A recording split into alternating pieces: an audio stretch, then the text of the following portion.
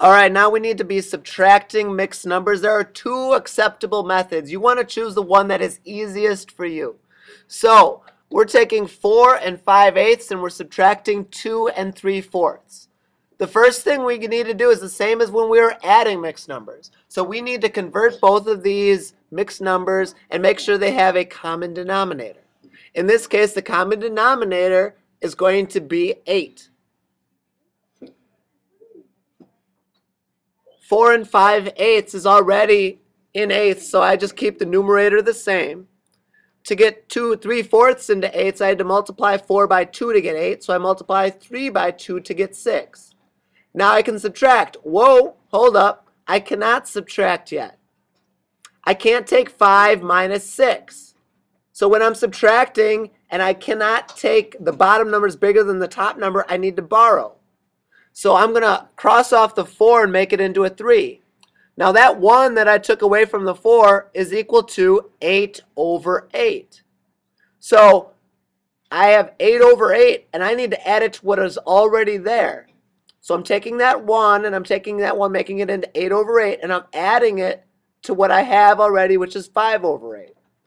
5 over 8 plus 8 over 8 is going to be equal to 13 over 8. Now I can subtract.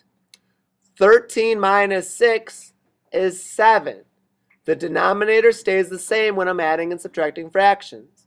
3 minus 2 equals 1. 1 and 7/8 is in simplest form, so I circle it.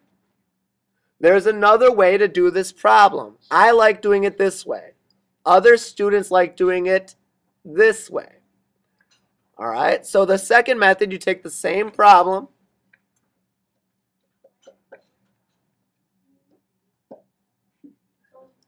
which is 4 and 5/8 minus 2 and 3/4. And the first thing I'm going to do is I'm going to take these mixed numbers and turn them into improper fractions.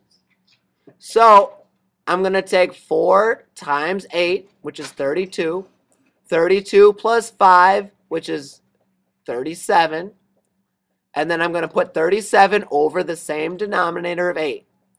Then I'm going to take 2 times 4, which is 8. 8 plus 3, which is 11, and put it over the same denominator of 4. I can't subtract them yet. I need to make it so they have a common denominator. So I need to make them equivalent. The common denominator is going to be 8. So the first one, 37 over 8, stays the same. To get from 4 to 8, I multiplied 4 by 2. So I multiply the numerator by 2. So 11 times 2 is 22. Now I can subtract them. 37 minus 22 is going to be 15. And then it goes over the same denominator of 8. Then I take the improper fraction.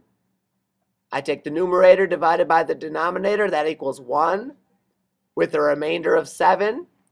And I have my mixed number, which is 1 and 7/8. Whichever method is good as long as you understand one and get the right answers with one. Thanks, Zach. Both of them. There's ways that you could make a mistake in both of them. Okay? Oh, okay.